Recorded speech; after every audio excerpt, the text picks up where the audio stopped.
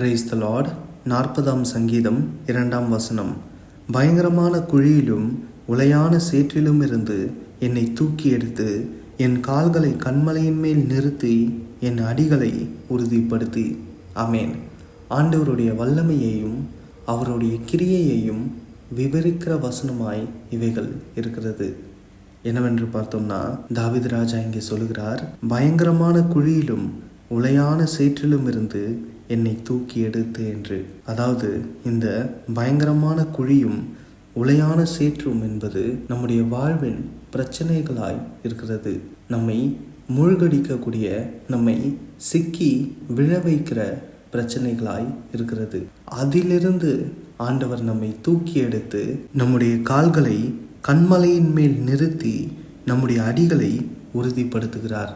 அதாவது ஆவிக்குரிய கண்ணோட்டத்தில் நாம் பார்க்கும் பொழுது இந்த கன்மலை என்பது ஆண்டவரை குறிக்கிறதாய், அவருடைய சமூகத்தை, அவருடைய வார்த்தையை குறிக்கிறதாய் இருக்கிறது. வேதத்திலே கூட ஆண்டவராகிய இயேசு கிறிஸ்து சொல்கிறார், ஆகையால் நான் சொல்லிய இந்த வார்த்தைகளை கேட்டு இவைகளின்படி செய்கிறவன் எவனோ அவனை கன்மலையின் மேல் தன் வீட்டை கட்டின புத்தியுள்ள மனுஷனுக்கு ஒப்பிடுவேன் என்று. ஆமென். இங்கே ஆண்டவருடைய வார்த்தைகளை கேட்டு அதன்படி செய்கிறவர்களை ஆண்டவர் சொல்லுகிறார், இவர்கள் கன்மலையின் மேல் தன் வீட்டை கட்டின புத்தியுள்ள மனுஷன் என்று. ஆமேன். அதாவது அவர்களுக்கு பிரச்சனை வந்தாலும் அது அவர்களை சேதப்படுத்த மாட்டாது. ஏனென்றால் அடுத்த வசனத்திலே அவர் சொல்லுகிறார், பெருமழை சொரிந்து பெருவெள்ளம் வந்து காற்று அடித்து அந்த வீட்டின் மேல் மோதியும் அது விழவில்லை, ஏனென்றால் அது கன்மலையின் மேல் அஸ்திபாரம் போடப்பட்டிருந்தது என்று. ஆமேன். இங்கே பார்த்தோம்னா ஆண்டவருடைய வார்த்தையே கன்மலையாய் இருக்கிறது. ஆதியிலே வார்த்தை இருந்தது, அந்த வார்த்தை தேவனிடத்தில் இருந்தது, அந்த வார்த்தை தேவனாயிருந்தது. அந்த வார்த்தை மாம்சமாகி கிருபையினாலும் சத்தியத்தினாலும் நிறைந்தவராய் நமக்குள்ளே வாசம் பண்ணினார். அவருடைய மகிமையை கண்டோம்.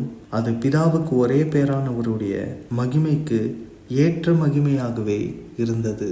ஆமேன். அப்போ வார்த்தை தான் ஆண்டவராகிய இயேசு கிறிஸ்து, இயேசு கிறிஸ்து தான் நம்முடைய கன்மலை. ஆமேன். அப்போ என்னவென்றால், ஆண்டவர் நம்மை பயங்கரமான குழியிலும் உளையான சேற்றிலும் இருந்து தூக்கி எடுத்து நம்முடைய கால்களை கன்மலையின் மேல் நிறுத்துகிறார். அதாவது நம்மை பிரச்சனைகளிலிருந்து விடுதலையாக்கி ஆண்டவருக்குள்ளாக நிலை நிறுத்துகிறார். நம்மை அவரிடத்தில் கூட்டி சேர்த்திருக்கிறார். ஆமேன். நம்மில் அநேகருடைய வாழ்வின் சாட்சி கூட இதுதான். நாம் பிறந்ததிலிருந்து ஆவிக்குரிய வாழ்க்கையிலே வாழ்ந்தோமா என்று பார்த்தோம்னா, ஆண்டவருக்கு சித்தமானதையே செய்தோமா என்று பார்த்தோம்னா நிச்சயமா கிடையாது. நாம் ஆடுகளைப் போல வழி தப்பி திரிந்து கொண்டிருந்தோம். நாம் அநேக பிரச்சனைகளிலும் இக்கட்டுகளிலும் அகப்பட்டு கொண்டிருந்தோம். அப்படி இருந்த சூழ்நிலையில் ஆண்டவரை நோக்கி நாம் கூப்பிடும் பொழுது ஆண்டவர் நமக்கு இறங்கி நம்மை தூக்கி எடுத்து அவருக்குள்ளாக நம்மை சேர்த்திருக்கிறார். ஆமேன். அவருடைய கிருபையையும் அவருடைய அன்பையும் ருசி பார்க்க வைத்திருக்கிறார். ஆமேன். இதை குறித்து தான் இங்கே பார்க்கிறோம். நம்முடைய கால்களை அவர் கன்மலையின் மேல் நிறுத்தி, அதாவது ஆண்டவராகிய இயேசு கிறிஸ்துவுக்குள்ளாக நம்மை நிறுத்தி நம்முடைய அடிகளை உறுதிப்படுத்துகிறார். அதாவது நம்மை ஆண்டவர் நடத்தி பலப்படுத்தி அவருடைய வார்த்தைகளின்படி நாம் நடப்பதற்கு நம்மை திராணி உள்ளவர்களாக மாற்றியிருக்கிறார். இதை தான் நாம் வேதத்திலும் வாசிக்கிறோம். கிறிஸ்து இயேசுவுக்குள் நம்மை தமது நித்திய மகிமைக்கு அழைத்தவராயிருக்கிற சகல கிருபையும் பொருந்திய தேவன் தாமே கொஞ்ச காலம் பாட அனுபவிக்கிற உங்களை சீர்படுத்தி ஸ்திரப்படுத்தி பலப்படுத்தி நிலைநிறுத்துவாராக. ஆமேன். அவருக்கு மகிமையும் வல்லமையும் சதா காலங்களிலும் உண்டாயிருப்பதாக. ஆமேன். ஆண்டவரே நம்மை அழைத்து அந்த அழைப்புக்கு நாம் பாத்திரவான்களாய் மாற நம்மை சீர்படுத்தி ஸ்திரப்படுத்தி பலப்படுத்தி நிலைநிறுத்துகிறார். ஆமேன். அதாவது பயங்கரமான குழியிலும் உளையான சேற்றிலும் இருந்து நம்மை ஆண்டவர் தூக்கி எடுத்து கன்மலையாகிய கிறிஸ்துவுக்குள் நிலைநிறுத்தி நம்முடைய அடிகளை உறுதிப்படுத்துகிறார். அதாவது ஆண்டவருக்குள்ளாக நாம் நடக்கும்படி, அந்த அழைப்புக்கு பாத்திரவான்களாய் நாம் இருக்கும்படி நம்மை உறுதிப்படுத்துகிறார். ஆமேன். அப்படி செய்துவிட்டு என்ன செய்கிறார் என்று பார்த்தோம்னா, நமது தேவனை துதிக்கும் புதுப்பாட்டை அவரின் வாயிலே கொடுத்தார். அநேகர் அதை கண்டு பயந்து கர்த்தரை நம்புவார்கள். ஆமென். நாம் ஆண்டவரை துதிக்க வேண்டும் என்றால் நம்முடைய இருதயத்தில் ஒரு சமாதானம் இருக்க வேண்டும். நமக்கு எவ்வளவுதான் பிரச்சனைகள் இருந்தாலும், எவ்வளவுதான் நெருக்கங்கள் இருந்தாலும், நம்முடைய இருதயம் எவ்வளவுதான் கலங்கி இருந்தாலும் அவைகளிலிருந்து ஆண்டவர் நமக்கு ஒரு விடுதலையை கொடுத்து நம்முடைய இருதயத்தை அவருடைய அன்பினால், அவருடைய சந்தோஷத்தினால், அவருடைய தைரியத்தினால் நம்மை நிரப்புகிறார். அதனாலே நாம் தேவனை துதிக்கிறோம். ஆமென். அப்படி நம்முடைய வாழ்க்கையை ஆண்டவர் மாற்றும் பொழுது அநேகர் அதை கண்டு பயந்து கர்த்தரை நம்புவார்கள். ஆமென். அதாவது நம்முடைய வாழ்க்கை பிறருக்கு சாட்சியாக மாறும். ஆமென். இவங்க இந்த நிலைமையில் இருந்தாங்க, அவங்க உயர்வதற்கோ அவங்க பிழைத்திருப்பதற்கோ இல்லைன்னா அந்த பிரச்சனைகளிலிருந்து அவர்கள் வெளியே வருவதற்கோ எந்த ஒரு வாய்ப்புமே கிடையாது என்று நினைத்தோம். ஆனால் அவர்கள் வெளியே வந்து இப்பொழுது ஆண்டவருக்குள்ளாக இருந்து சந்தோஷமாய் அவரை துதித்து கொண்டு இருக்கிறார்கள். அவர்களுடைய வாழ்க்கையே மாறியிருக்கிறது என்று கண்டு அநேகர் ஆண்டவரை நம்புவார்கள். ஆமென். இதுவே நம் எல்லோருடைய வாழ்வின் சாட்சியாயும் இருப்பதாக. ஆமென். இதற்கெல்லாவற்றுக்கும் தாவீது ராஜா என்ன செய்தார் என்று பார்த்தோம்னா 1ஆம் வசனத்திலே அதனுடைய பதிலை சொல்லுகிறார். கர்த்தருக்காக பொறுமையுடன் காத்திருந்தேன், அவர் என்னிடமாய் சாய்ந்து என் கூப்பிடுதலை கேட்டார். ஆமென். அதாவது தாவீது ராஜா இங்கே நெருக்கத்தில் இருக்கும்பொழுது மனிதர்களை நோக்கி கூப்பிடவும் இல்லை, மனிதர்களுக்காக காத்திருக்கவும் இல்லை. அவர் பயங்கரமான குழியிலும் உளையான சேற்றிலும் இருக்கும் பொழுது கர்த்தரை நோக்கி கூப்பிட்டு ஆண்டவருக்காக பொறுமையுடன் காத்திருந்தார். ஆமென். நம்முடைய வாழ்விலும் கூட நாம் நெருக்கப்படுகிற சூழ்நிலை வரும்பொழுது நாம் மனிதர்களை நோக்கி கூப்பிட்டு அவர்களுக்காக காத்திருக்கிறவர்களாய் இருக்கிறோம்.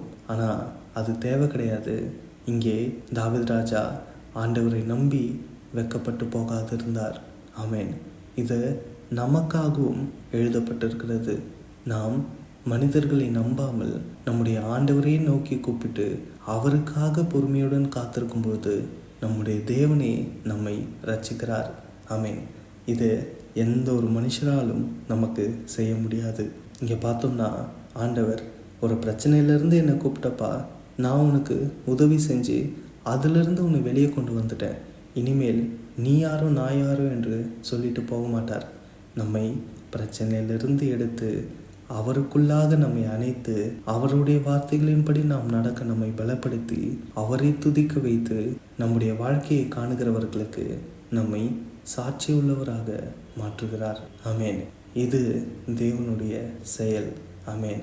ஒரு பெற்றோர் எப்படி தன்னுடைய பிள்ளை கீழே விழுந்து விட்டு வரும்பொழுது வெறும் அங்கே மருந்து இருக்கு போய் போட்டுக்கோ என்று சொல்லிட்டு அவர்களுடைய வேலையை பார்க்காமல் அந்த பிள்ளைக்கு தேவையான எல்லாவற்றையும் சந்தித்து அந்த பிள்ளையினுடைய கண்ணீரை மாற்றி அந்த பிள்ளையினுடைய காயத்திற்கு கட்டுப்போட்டு அதை சொஸ்தமாக்கி திரும்பவும் அந்த பிள்ளை விழுந்து விடாதபடிக்கு இந்த மாதிரியான ஒரு பிரச்சனைக்குள்ளாக போய் அகப்பட்டு கொள்ளாதபடிக்கு அந்த பிள்ளையை எப்படி நடத்துகிறார்களோ அப்படியே நம்முடைய ஆண்டவரும் நம்மை நடத்துகிறார்.